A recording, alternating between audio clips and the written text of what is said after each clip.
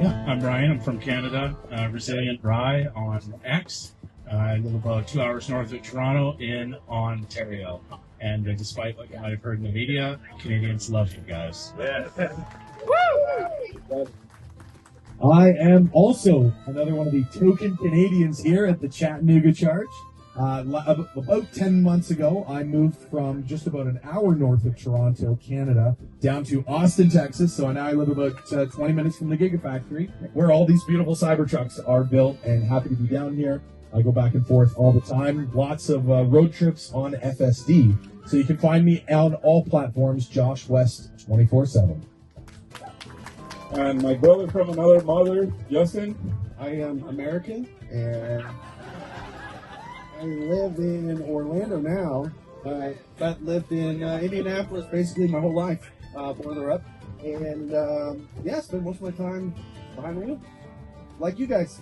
Yeah, so for those of you that don't know me, my name is Rafael. I go by Teslatino. I've been traveling the continent for a couple of years, mostly in my Cybertruck nowadays. I spent most of the last 365 days living in it with Nancy, which is right there.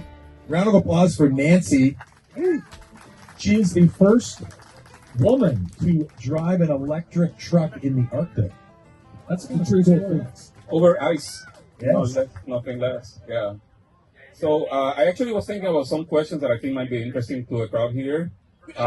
Especially, because Justin and I spent a lot of time together, but I like people to meet you guys, how you do it, why you do it. So I'm going to start, I guess, with you on my left. Ryan, tell people how is it that you do and why do you do it? The first is definitely the people. It's the social aspect of it. I've found that in my travels, I'm X only, not on any other platforms.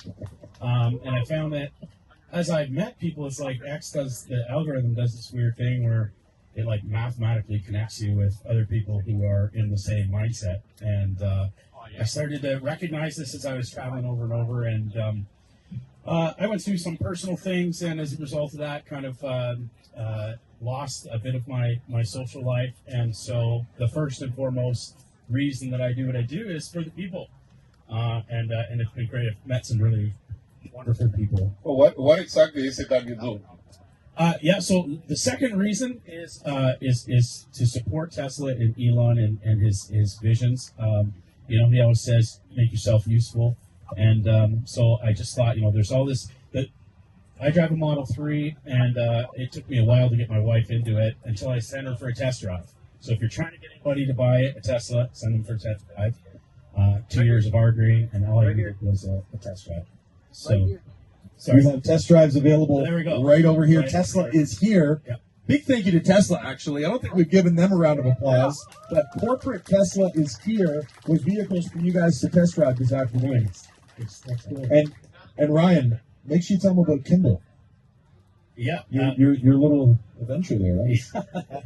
Yeah, so that's why I drive a Model 3. And as Josh was saying, last year I did a Rockets and Restaurant road trip. So I hit Starship, watched Starship, and then Kimball Musk has his Farm to Table Movement restaurant, The Kitchen. It's got 4 locations: Austin, Denver, Boulder, and Chicago. And so on my way back to Ontario, Canada, Texas, I hit all 4 of them along the way. If you haven't been, it's great. It's a shared meal menu.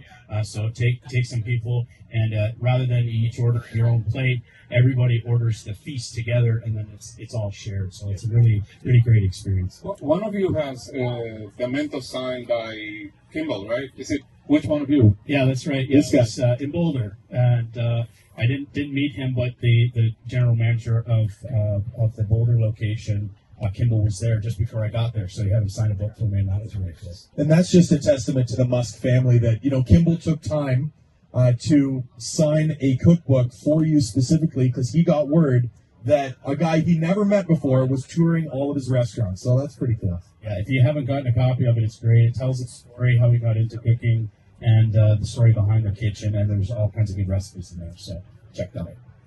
And the two of you, Josh and Ryan, you both kind of travel the same way. You travel in cars, not big trucks, right? And I can keep up with the big trucks. Of course, we know. As a matter of fact, Josh joined me off-roading in his Model S Plaid while I was on my cyber truck over a mountain in Santa Margarita in California. And that was great. Yeah, the old logging roads over washout. Now that's a Model S, the sedan. But with the air suspension and some careful maneuvering, it's amazing where you can take that thing. Yeah, because I know a lot of people have questions about, like, how do you do it, right? Like, how far can you go? Or, like, are you concerned about breaking down and whatnot? Yeah, those are valid questions. But the truth is that you know your limits. You stay within your limits and have fun. There's plenty of places to go to. You don't have to go crazy like we do sometimes. We can talk about the crazy expedition that we did to the Arctic. So I'm pretty sure there's a lot of questions here about that. But I have questions already by my truck today. But so you guys, how do you stay, like, sustain yourselves on the road, stay clean, stay safe? Like, how do you do it? Because I know how I do it. Well, it's been an evolution. So in 2023, for those, there's quite a few here that know, but my family and I were immigrating to the United States, and my wife and children are dual citizens. They were able to make it across the border. Unfortunately, I was turned back and ended up, through a long story, living in Canada on my own. So I'm like, what am I going to do? I had already kind of packed up everything. So I said, well, I'm going to travel and I'm going to see the whole country. So I took my Model S and traversed the entirety of Canada from the Pacific to the Atlantic, went all the way up to Tofino, Vancouver Island, furthest point that I traveled west. And then I went all the way up to Cape Spear, Newfoundland, which is the furthest most, or the easternmost point in the entire continent of North America, and then cataloged it on YouTube. But it was a, getting back to your point, it was an evolution and a learning experience of how, live life on the road, because I do have a complete bed set up in the back. So I car camp in the vehicle, which is great with your camp mode in the Tesla. You can have your nice heat or air conditioning running while you charge and get a snooze.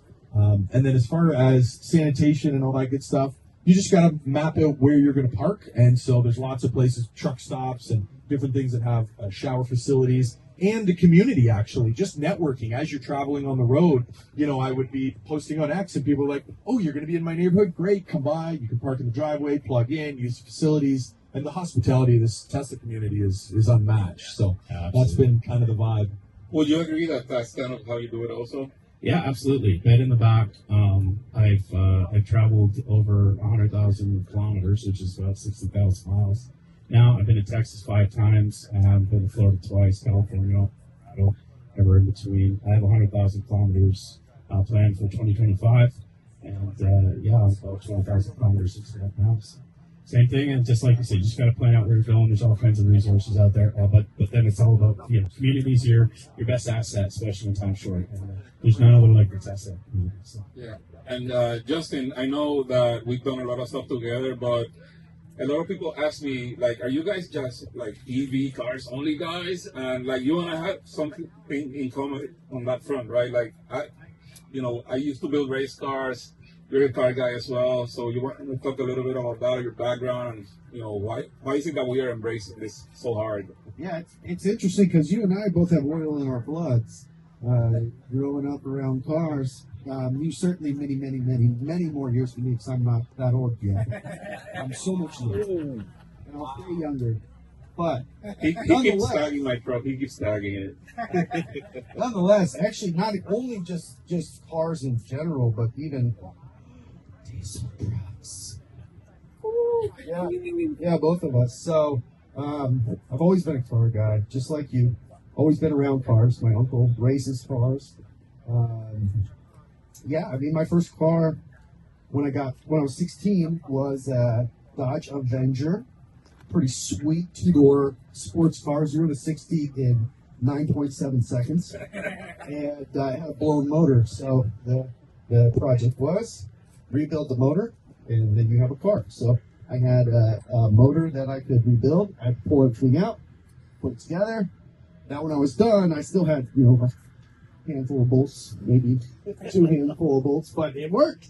And, that's just a lifetime of that. Grew up in the shop, working on cars. I just love cars. It's just generational for us, so.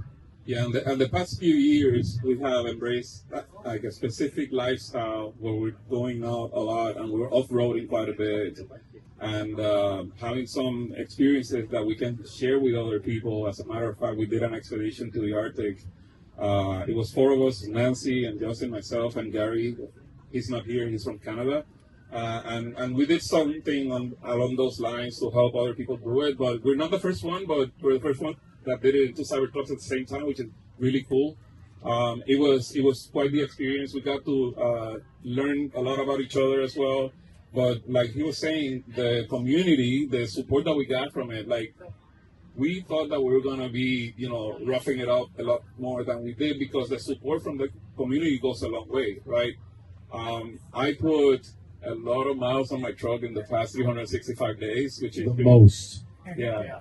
But it's not about trying to wear it out, or it's all about the experiences that we have. Right now, we're planning a few other adventures, and I hope that the community helps and joins us on it. But we mainly do it to share the experiences with others. From myself, I had an accident a few years ago where I almost lost my life in a motorcycle accident. And I was like really tired of some of the lifestyle decisions that I made, and I decided that from that moment on, that's my re-birthday, right? So I decided that I was no longer going to wait to have fun.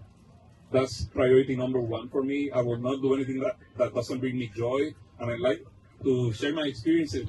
That's one of the things that moves me the most, and also I'm really passionate about high adrenaline activities, and I think that's a safe way of doing it. One day I'm going to jump off a working plane to skydive, because I haven't done it. But for now, we're on the ground, and I'm going to drive Justin with me so he can jump with us.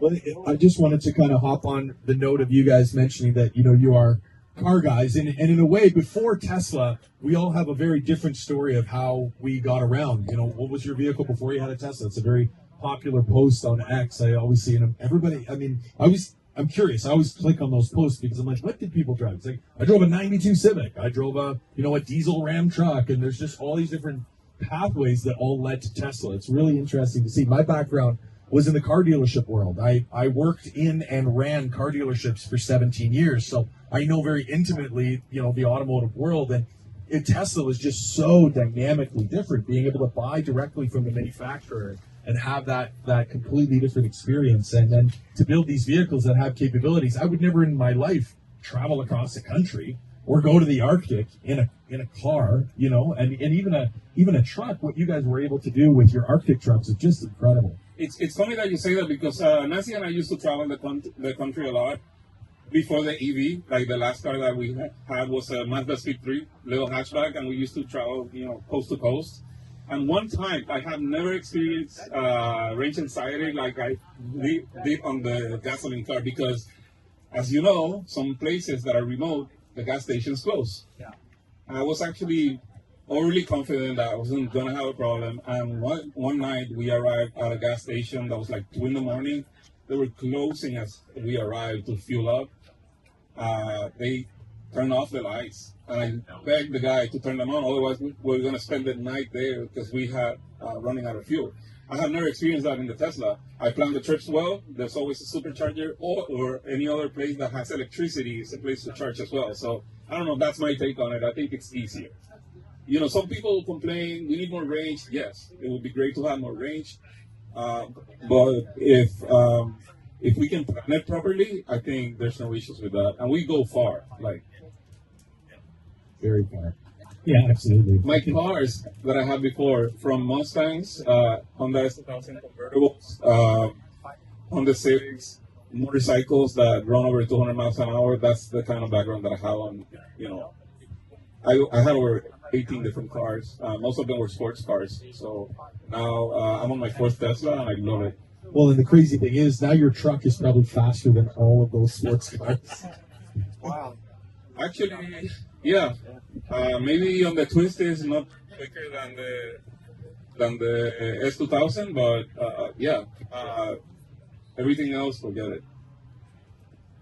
Yeah, range has not ever been a fear. Actually, that's another reason that I said, make yourself useful, as Elon says. And at the time when I started, there was a lot about range fear, and so that was a big reason why I went out, just to check for myself, and it ended up being no thing. And then now I get to show people. So that's one of the things I do when I go, is I'll make the videos and show everybody the where I'm going and how the Tesla works, and it's extremely efficient. Sometimes I've rolled into a charger with 2 or 3%, and it's never been an issue. So yeah, it's facts over fiction. I mean, that was really an inspiration for me to do my cross Canada trip, was to dispel the myths. There was a lot of people saying, "Oh, it can't be done. You can't road trip. You're going to get stuck or stranded."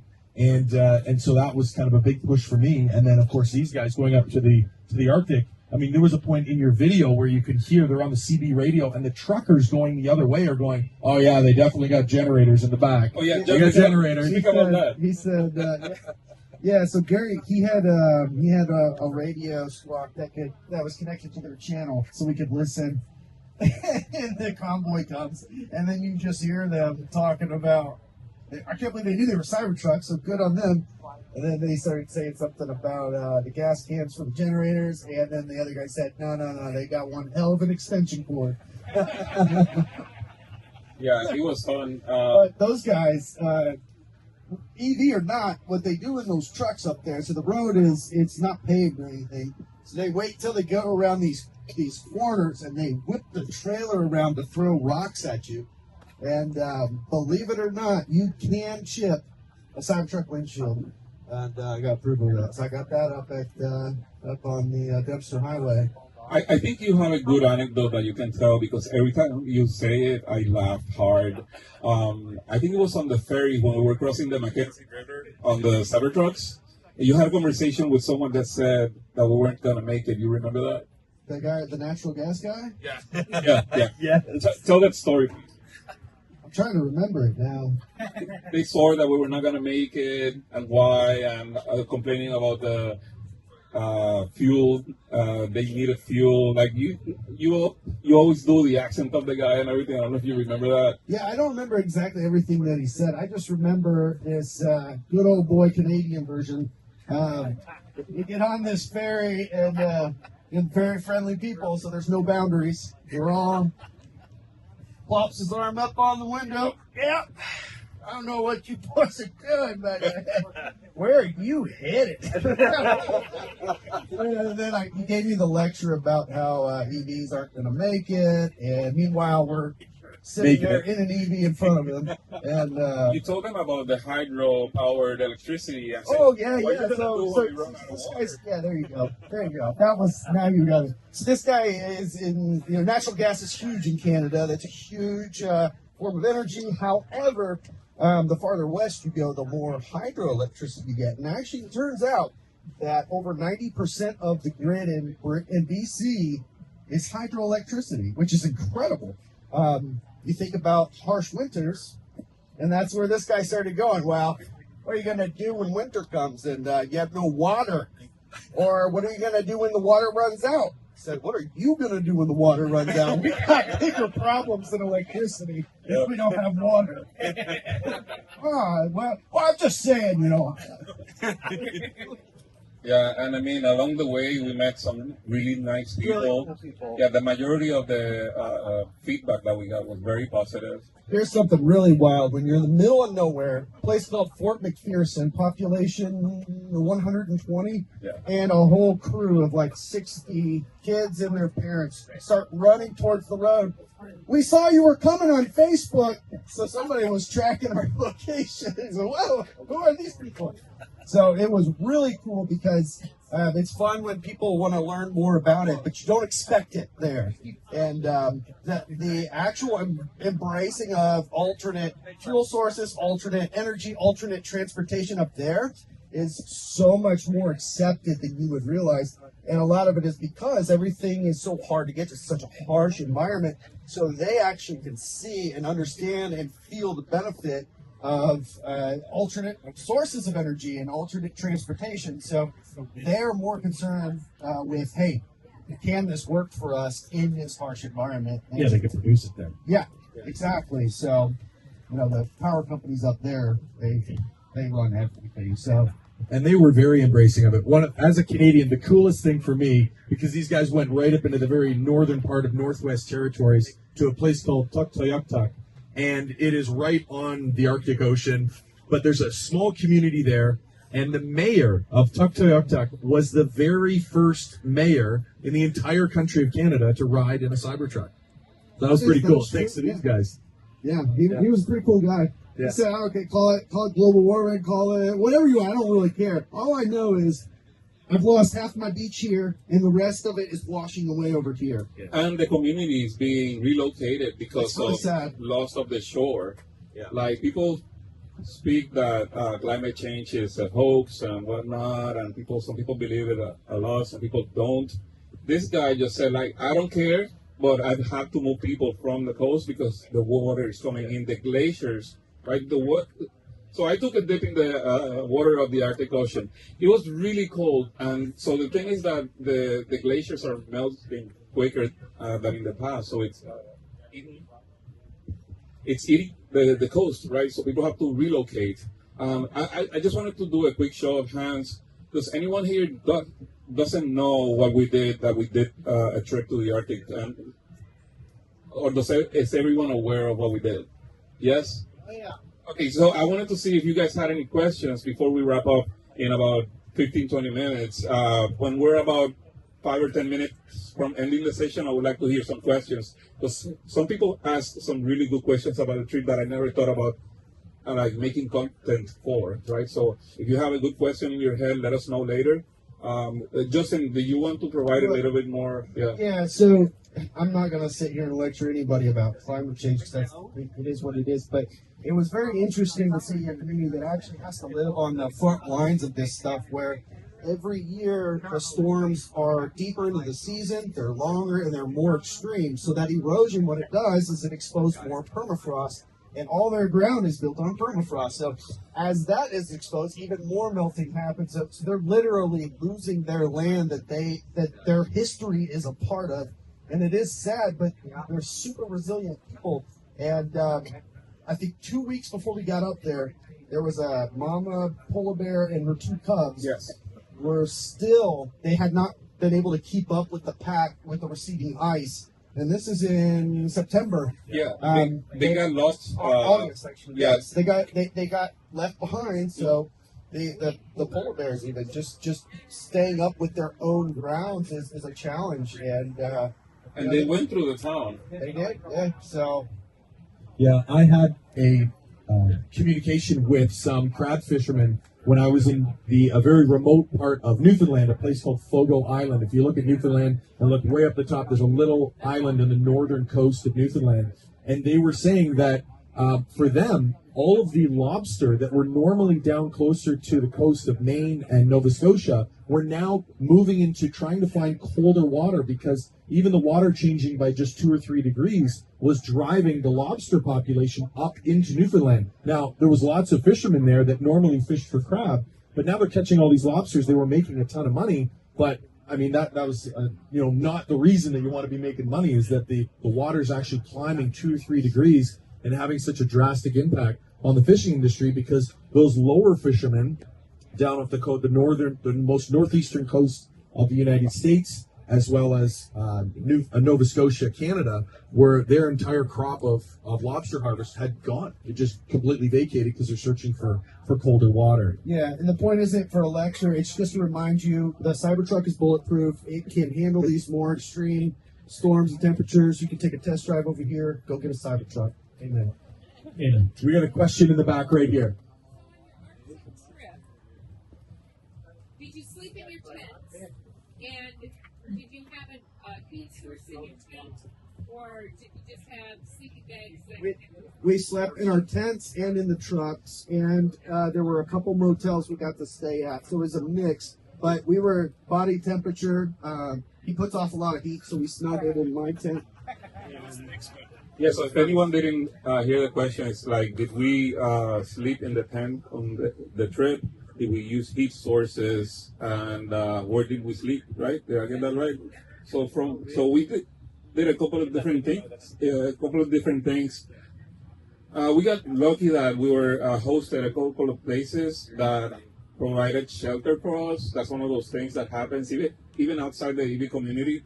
We just people that we were just meeting that knew about us. They hosted us. We did camp many times on the tent. Under the northern lights.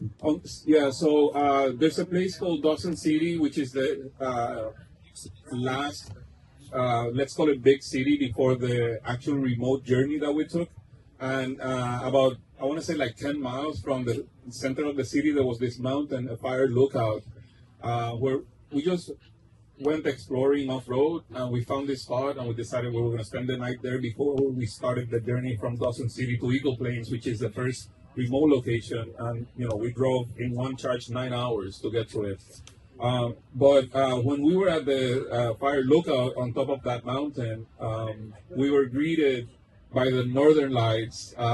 It was like midnight-ish, and we slept on the tents. We made a fire. There was a fire pit there already, and it was incredible. Heat-wise, it was in the summer. The coldest we got was not there. It was closer to the North Pole. I think the coldest we got was like 35, 36 degrees. Probably colder. If at negative 40 maybe. It was terrible. So we had a moment when we were a little bit concerned because there were news that it had been dumped a lot of snow the night before to where we were going to make our crossing between the Yukon and the Northwest Territories. And when we got there, we actually, long story short, we made it. We didn't care. We drove to it, and it was ice on the road. We were surrounded by snowy mountains. That was before or after the tundra? That was after, but so Nancy was catching snow with her tongue in Eagle Plains. In Eagle Plains. Yeah. So we got some flurries in Eagle Plains. Yep. It was great. So I hope that answered. We didn't use heat sources ourselves and a heating. A sleeping bag. Yeah. Question here. Yes. So based off your journey, the roads, the infrastructure you saw on the way up, how long you guys think until you can repeat the same trip using Tesla's supercharger? How long do you think this is possible? Never. So the challenge up there. So this is the issue, and when I started planning this trip, I tried to work with the Canadian government to help set this up. Big governments spend big money, so they can't take small solutions like the level 2 chargers. When you're thinking about such a remote, untouched place that we have a responsibility as a species to not destroy, we can't just pop up a peaker oil natural gas plant over here. So how do you provide the power necessary to charge an electric vehicle without putting so much demand on the microgrids, literally microgrids, that it can sustain that? And level 2 is the way to go. Supercharging will require electricity at a rate that is not feasible for most of these locations. However, Inuvik probably has the infrastructure where they could put a 50 kilowatt charger up there. Easy, yeah. Yeah. They generate their own electricity in some places with solar, wind, and also diesel. It's wild when you are 80 miles south of the Arctic Ocean and all of a sudden on the horizon you see a windmill. What is that? I think they're using like 75% of the electricity is wind powered, right? Yeah, wind and solar, which doesn't work in the Arctic North apparently, but it works real well. I think there's a question back there. Is there any infrastructure left over from the Arctic Road Rally? And after you guys, can you say that? Yeah. Yeah. Was there any infrastructure left over from the Arctic Road Rally? And after your trip, was there any interest in maybe a biennial, resurgence of that event where, I don't know, a big team of cyber trucks, maybe some driven adventure vehicles might make that on a regular basis?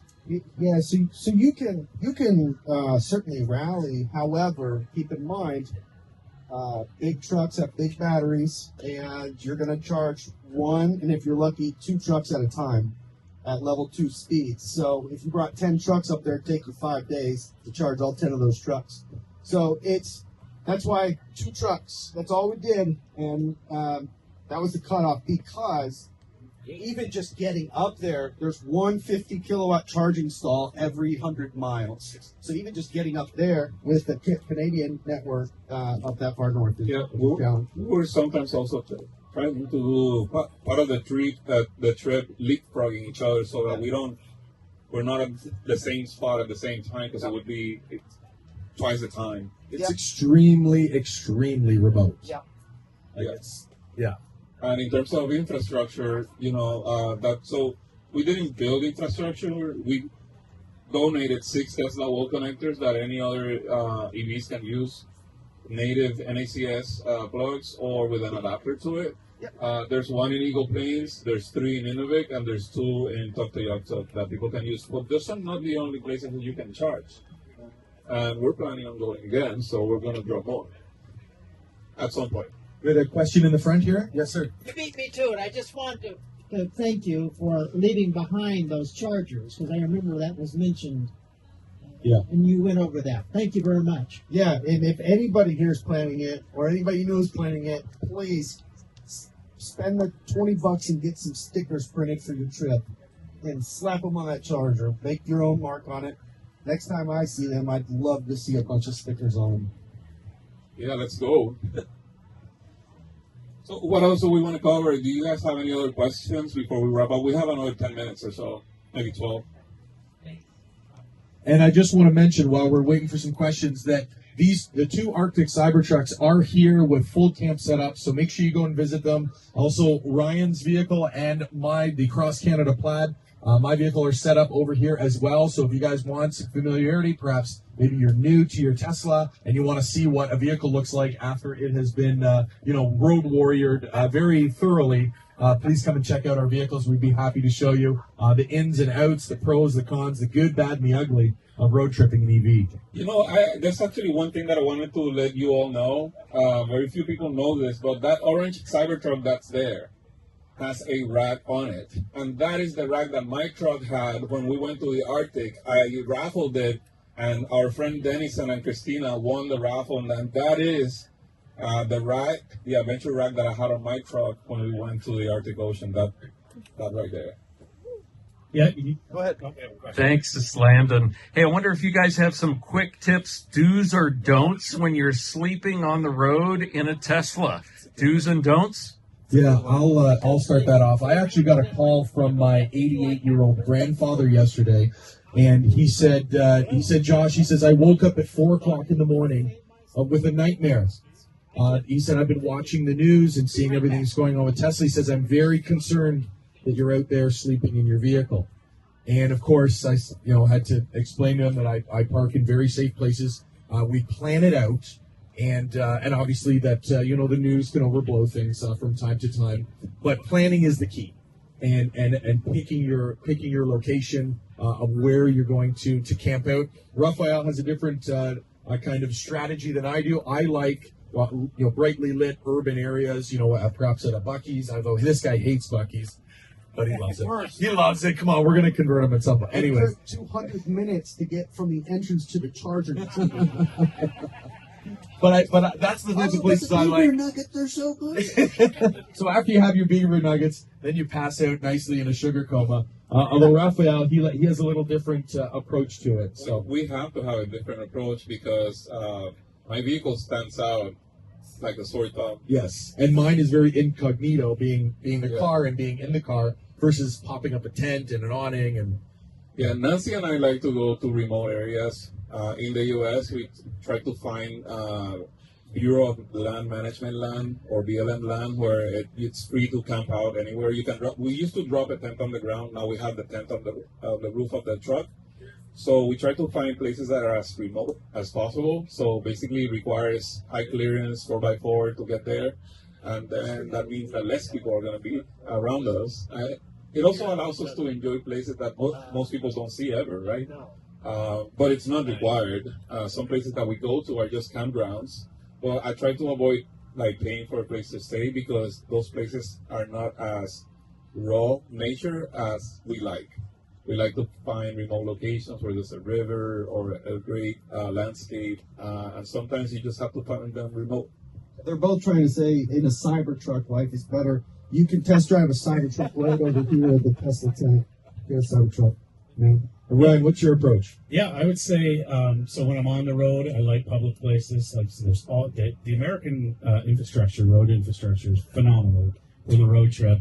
And, there was a day when we would just joyride, but now gas is so expensive. But EVs have brought that back, which is totally cool. So public places, I don't sleep plugged in unless, of course, I have an EV Ject, which they have a booth over here. So I highly encourage you to check that out. Great product. as an ex-law enforcement officer. I stand by that product 100%. And then when I get to where I'm going, I'm usually with people. So that for me is the big thing. Public places and then the community when I get to. Yeah, in a group. That's a good point. I wanted to clarify that we don't always seek just remote locations. We go to places that are not as remote anyway. I mean, I spend weeks at a time camping at the beach in Boca Chica Beach in Starbase area down South Texas with a lot of people. And I'm really not very concerned about the climate with like all the politics. I just do my own thing. I just try to be as safe as possible. I'm kind with people and I expect the same, and that's what I have been getting. So maybe I'm lucky, or maybe it's just the way it should be. Yeah, I think a lot of the politics and stuff, I mean, if you're on social media or you're watching, legacy media on TV, a lot of it can be, really exploded to be much more than it is. They can take something that's really a 2% issue and try and make it a 90% issue. So, I mean, we're proof in the pudding here right now. Just a wonderful community of hundreds of people gathered together to just really enjoy each other's company and to, have a great festival surrounding an incredible product and a really cool company. It's really a once-in-a-lifetime company. Yeah, and so far this year, I've been to Texas, North Carolina, Florida, and now here, and I've not had one incident. So I think the media just tells everybody that everybody hates us, but I don't think that's true. Quite the opposite. I think in the U.S., I just haven't been to the Dakotas and Alaska. I think I covered everything, and I also done most of Canada as well. When are we leaving? Let's go. Let's go. Do you guys have any questions? We have another 5 minutes or so. Oh, Siri's planning the trip already. Oh, check that out. Yes, right here. Yeah, I love hearing all this. It's inspiring. But what's the next plan for a road trip? What's the next big adventure? We're actually planning some things. We're not yet committed to any of them. We're kind of in a planning phase. I mean, we're constantly, I'm still like all over the place. The last calendar year, I probably spent 9 or 10 months on the road. So it hasn't stopped for us. We do have our home base. Nancy and I are in South Florida. Justin's in Orlando area. The guys here in different places. You're in Austin and you're in Ontario, right? But we're planning some places local. I want to go back to the Arctic, but I also want to go to Canada as far north as I can. I would like to do it in the winter at some point, but if I do it on the Cybertruck, I need the extra battery. So that's another thing that maybe I need it, maybe I don't. I don't know. It all depends on how you plan it. It's a big learning experience, and we are all creating content in our own ways. The three of us here have YouTube channels. We've got Tesla Tino, Josh West 24/7, and Bearded Tesla Guy. And of course, you can find Ryan on X along with the other three of us. So if you are interested, we try and document as much of this stuff. It's not just the big expeditions. But for example, I just did a road trip from Austin to Toronto nonstop on FSD for 30 hours and just try and share what that experience is like. Both car camping, the change in weather, going from 77 degrees to 10 degrees. So there's little kind of micro trips like what you were saying too. We try and share that with you to educate and also to demonstrate the capability of the vehicles. Yeah, stay connected to our socials because there are going to be some trips that don't require a lot of planning, like the Arctic, because the infrastructure here in the U.S. is vast, and some of the places that we are going, we want to see you guys. We want to see you out there. So just stay connected to us. And I'll encourage you to plan your own adventure. And don't be shy. I can tell you the first time I took a road trip, I was very apprehensive, but until you really experience it, try it out. You're going to learn how your vehicle is. You're going to be able to be more comfortable with running the battery into lower states of charge, as well as trusting the software and the infrastructure. So it's really fun. Even if you're just doing a day trip out somewhere, and you're thinking about it, you're hesitant, but just do it. You'll be happy that you did. There's lots of exciting stuff on the road. Yeah, I would say I have a lot going on this year. Like I said, I have 100,000 followers, 60,000 miles planned. So April is the Cyber Rodeo, Electrify the Cosmos in Florida. That's a Space Jam now. The name changed to Tesla Space Jam in the Kennedy Space Tesla Center. Space Jam. Okay, I'm behind the times, I guess. And then June we have Michigan, and July we have X Takeover, and then August we have Pikes Peak in Colorado. Yeah, Potentially Florida could be planning something with Drake. Drake's here somewhere. yeah. The one thing I would say though is if you can get to see Starship. A lot of us that are here and at other events go to Starship to see it go, and it's something that you can't understand until you see it with your own eyes and feel it with your own body. So highly recommend a road trip down there. Yeah, and we don't know how much longer we will have the beach access that we do with Starship. They are changing. There's a lot of advancement happening there very, very quickly. Once they begin to start catching the rocket itself, it's going to change timelines with beach closures. Also, Starbase, if you haven't heard, but Starbase is becoming its own municipality, its own city, so they have sovereignty over the roads there, and they're going to be looking after road closures, beach closures themselves. So with everything happening, we don't know how much longer we'll have this really wonderful privilege to, for us, it feels like you go to a different planet. But if you do want to plan a really cool road trip, there's lots of neat places to stay. Port Isabel, South Padre Island, Brownsville, there's lots of really great places. Definitely put it on your once in a lifetime list for sure. Yeah, we're basically almost out of time, so I wanted to thank everybody for coming to the event. It's been great to see and meet some of you for the first time, many of you repeated faces. I really appreciate it a lot. I know the guys too. That's my message to you. Stay happy, have fun, as much fun as you can, and I hope I meet you again somewhere else. Yeah, thank you. Thank you guys. Give yourselves a round of applause.